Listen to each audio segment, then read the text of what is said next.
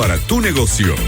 Esto es Entorno Pyme por Radio Post 92.1. La hora 10:34 en la República Argentina. Seguimos en Entorno Pyme, estamos en vivo hasta la hora 12 con todos ustedes.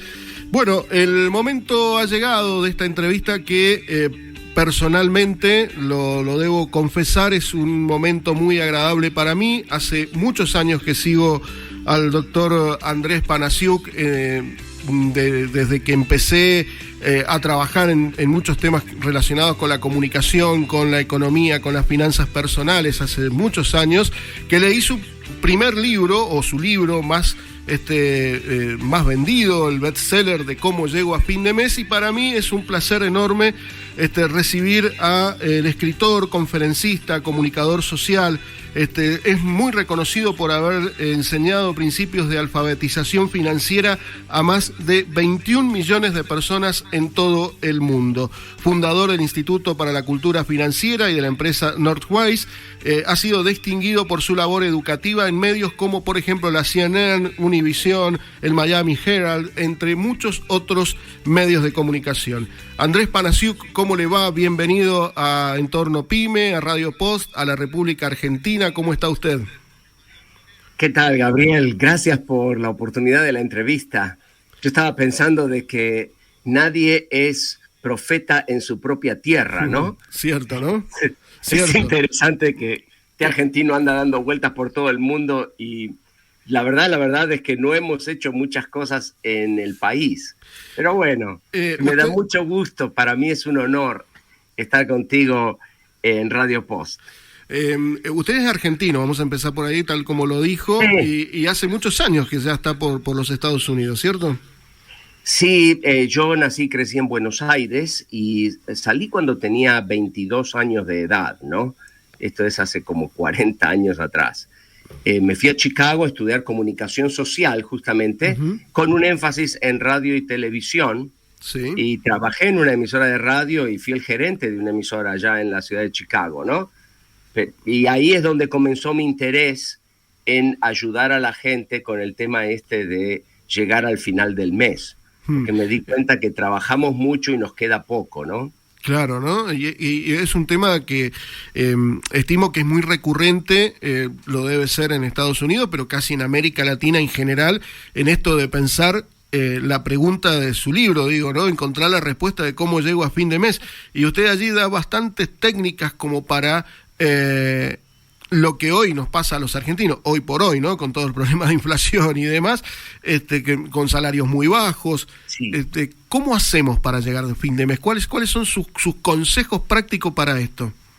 Mira, como yo vine al tema de la educación financiera desde el mundo de la comunicación social. Yo no soy un asesor financiero, ni un financista, o tampoco soy un contador, ¿no? Entonces no vengo del mundo de las finanzas.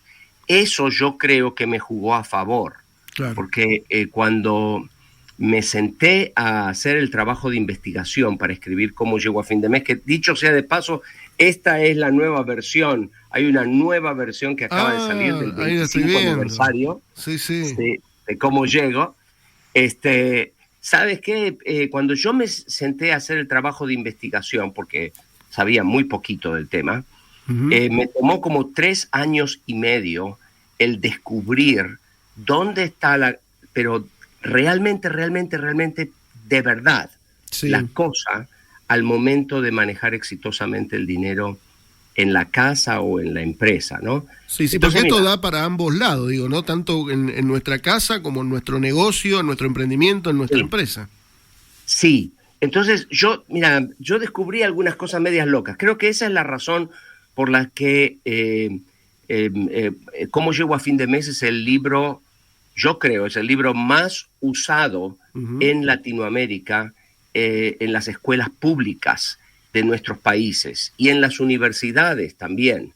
Cada año nosotros pasamos a través de un curso de educación financiera y emprendedurismo a decenas y decenas y decenas de miles de jóvenes en todo el continente.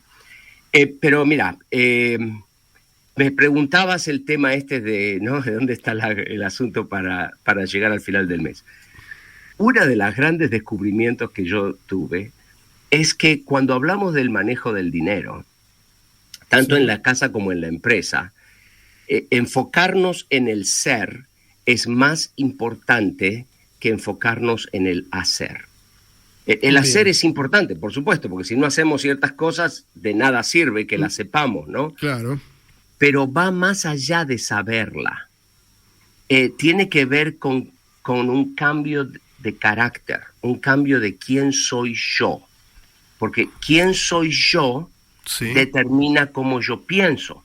Y cómo yo pienso determina cómo yo tomo decisiones. Y las decisiones que yo tomo me llevan por el camino del éxito o del fracaso, ¿no? Entonces, quién soy yo está muy conectado con el camino que tomo en mi vida financiera. Por eso es que nosotros hablamos de que el ser precede al hacer. Y hay ciertas cosas que nosotros en Latinoamérica, uno mira a Europa, ¿no? Sí. Uno mira a Alemania, Suecia, Suiza, Finlandia, Noruega, Dinamarca, Holanda. Son países que han prosperado mucho más que otros países como España, ¿no? Italia o Grecia. Claro. Dios nos libre, los pobrecitos, los griegos allá del sur. Uno se da cuenta de que Estados Unidos, Inglaterra, Australia, Singapur, ¿no? Singapur en 40 años se vino desde el pozo del tercer mundo y se metió en el primero. Hay una razón para eso. ¿Cuál sería?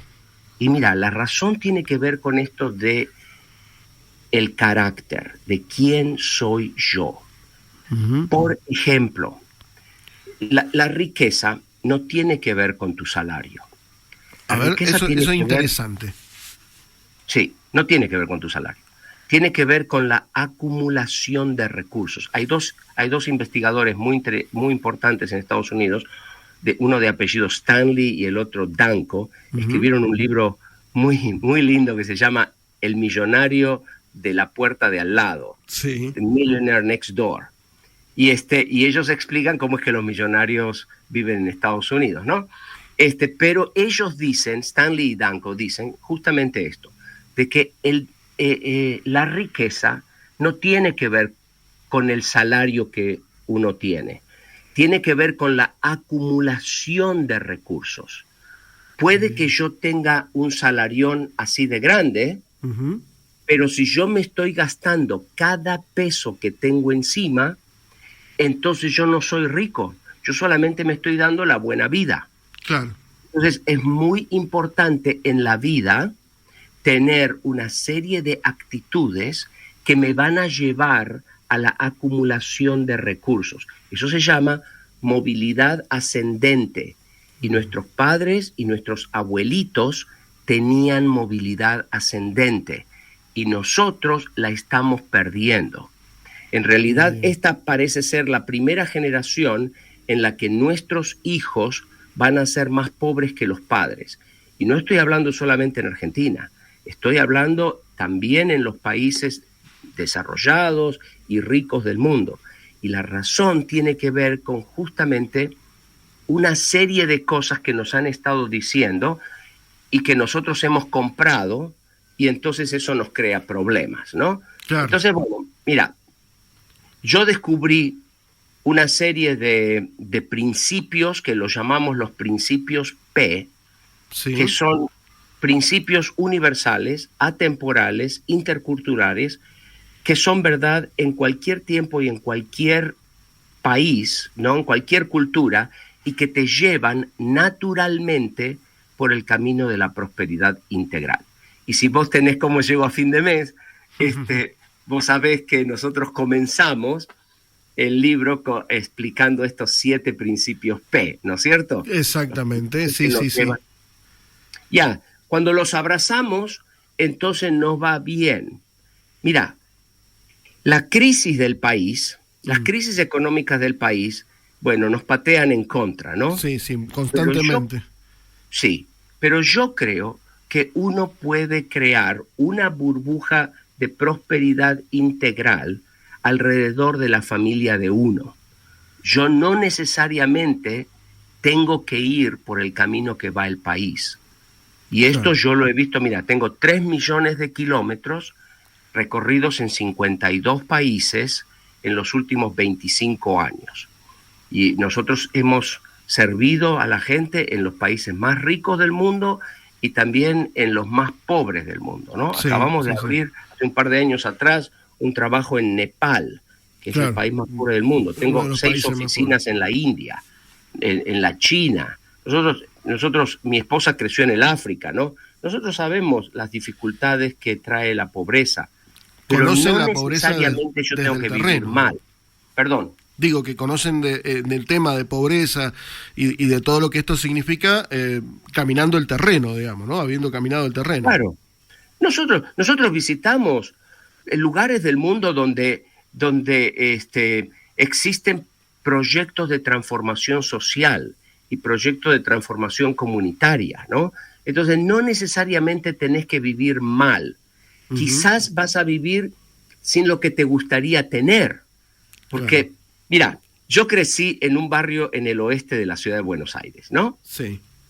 Cuando yo crecía, nosotros jugábamos a la pelota con una pelota hecha de medias. Claro. Porque mi mamá y papá no me podían comprar una pelota de cuero, ¿no? Claro. Entonces, jugábamos a la pelota en el barrio con una pelota de medias. Después, como cuando cumplí como 8 años, 9 años, me regalaron mi primera pelota número 5 de cuero, me acuerdo, ¿no? Fue todo un suceso. Todo un acontecimiento. Toda una cosa, ¿no? Jugábamos a la guerra entre los muchachos del barrio con palos, ¿no? Unos palitos del árbol.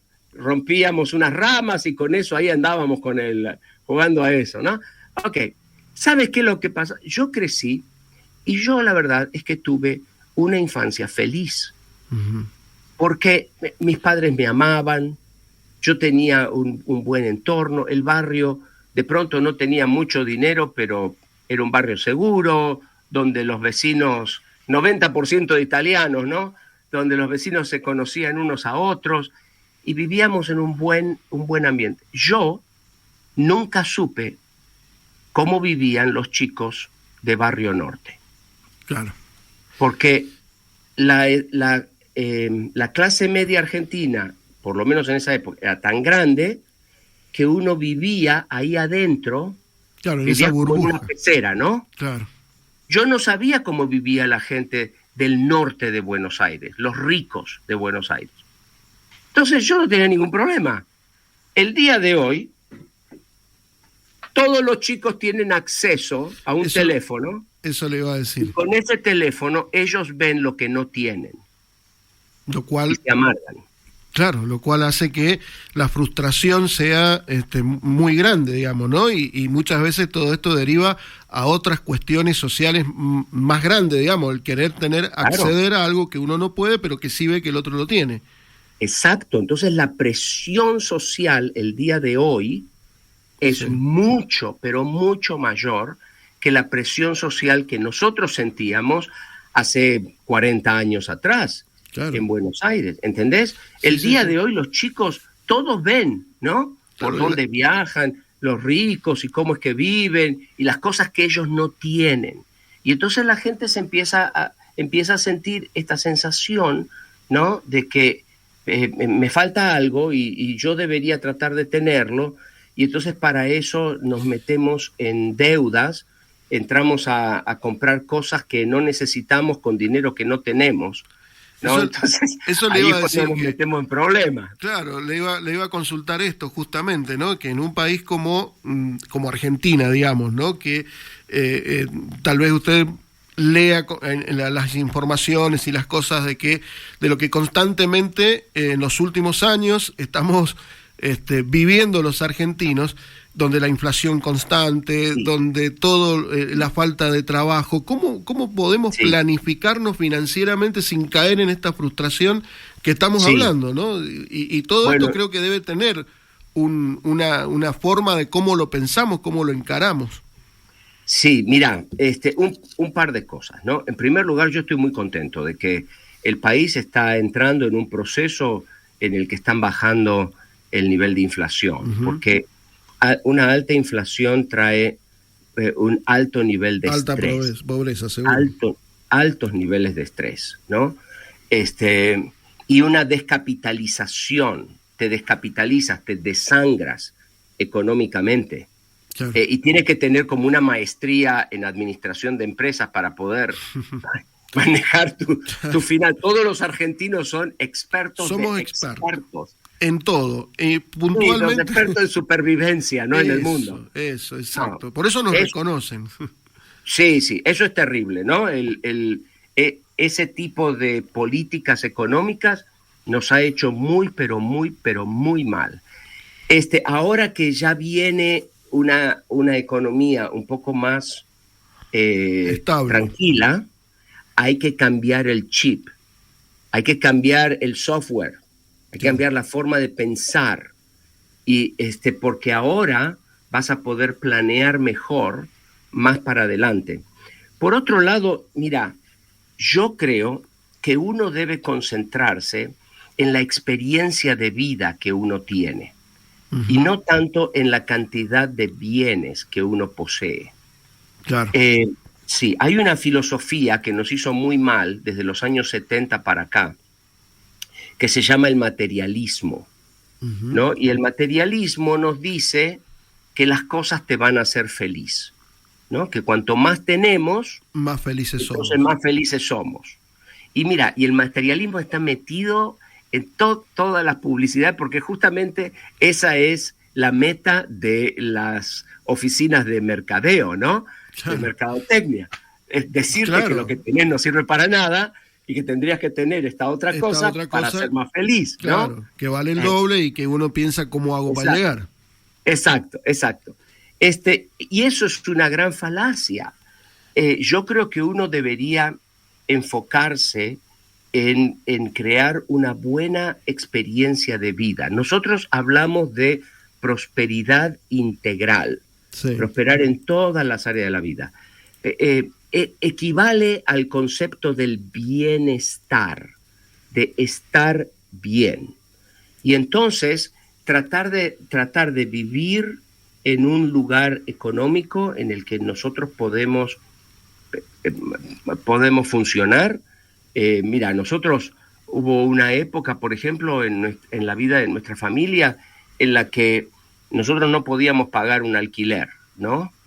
Vivíamos en Chicago, la ciudad es muy grande, muy cara, y no podíamos pagar un alquiler. Entonces nos mudamos a 100 kilómetros de donde yo trabajaba, y compartíamos una casa con una familia amiga, con un matrimonio amigo que tenían 2 nenas, y nosotros también teníamos 2 nenas, ¿no? Y eran amigos de la niñez de mi esposa, y al final entonces decidimos ir a vivir a esta casa donde compartir. A nadie le gusta compartir la casa con otra familia, ¿no? Claro. Pero bueno, cuando hay necesidad, no te alcanza el dinero, tenés que hacer tripa corazón y hacer lo que tengas que hacer, ¿no? Seguro. ¿Y sabes qué? Y yo tenía que viajar 2 horas de ida y 2 horas de vuelta a mi trabajo, ¿no? Entonces yo viajaba 4 horas para trabajar 8 todos los días. O sea que pasaba casi gran parte del tiempo más viajando que... Sí, 12 horas, 14 horas afuera de mi casa. Entonces, mira, si vos le preguntás a mis hijas cuáles fueron los años más felices de la niñez, te van a decir cuando vivíamos en el campo, 100 kilómetros de la ciudad de Chicago, ¿no? Claro. Porque para los chicos, los chicos no se daban cuenta de que nosotros no teníamos un peso partido por la mitad. Y no deben darse, no tienen que darse cuenta, ¿no? No, los chicos, ellas corrían en el campo, teníamos un par de perros, unos caballos, se subían a los árboles, vagaban, corrían por aquí, por allá, y pasaron un tiempo excelente, ¿no? Entonces, nosotros como mamá y papá, creábamos el ambiente en casa para que nuestros hijos tuviesen una infancia feliz. Ellos no necesitan entender todas las circunstancias, porque a veces vamos a casa y decimos cosas, hacemos cosas, estamos estresados, ¿no? Y entonces nosotros somos los que creamos el ambiente en nuestro hogar. Somos los que tenemos que sentarnos y dejar los problemas tal vez afuera y tratar de que adentro los chicos pasen otra realidad, digamos, por llamarlo. Y enfocarnos en nuestra experiencia de vida. Mira, hay un concepto que vos seguramente lo viste ahí en el libro de Cómo Llego a Fin de Mes, que es el concepto del contentamiento, el concepto de la verdad. Nosotros lo llamamos el principio de la verdadera felicidad. Y eso significa aprender a ser felices en el lugar económico donde yo me encuentro el día de hoy. Estar satisfecho en ese lugar. Contentamiento no es conformismo. No eso significa que yo no voy a avanzar en la vida. Claro. Significa que yo voy a aprender a ser feliz donde yo estoy. Si el año que viene tengo más, soy feliz con más. Si 2 años después tengo menos, soy feliz con menos. Me ajusto, ¿no? Los Panasiuk hemos vivido entre ricos y entre pobres. En gente que tiene abundancia, gente que tenía necesidad. Vivimos en Estados Unidos y hicimos un proyecto social de 4 años en México. Y cuando nos fuimos a México, mira, me fui de vivir al otro lado de la calle del Chattahoochee Country Club, ¿no? Wow. Donde mi esposa jugaba al golf con sus amigas millonarias, y nos fuimos a vivir a un barrio en Morelia, México, que estaba construido sobre el basurero municipal de la ciudad. Entendiendo lo que es México, ¿no? Con todas sus variables, ¿no? Sí. Bueno, y entonces, pero ¿sabes qué? Tenemos unos amigos hermosísimos de México y tenemos recuerdos preciosos de la ciudad. Nos tuvimos que mudar para allá porque necesitamos hacer un proyecto social y necesitamos reinventar nuestra organización, ¿no? Después de la crisis del 2008.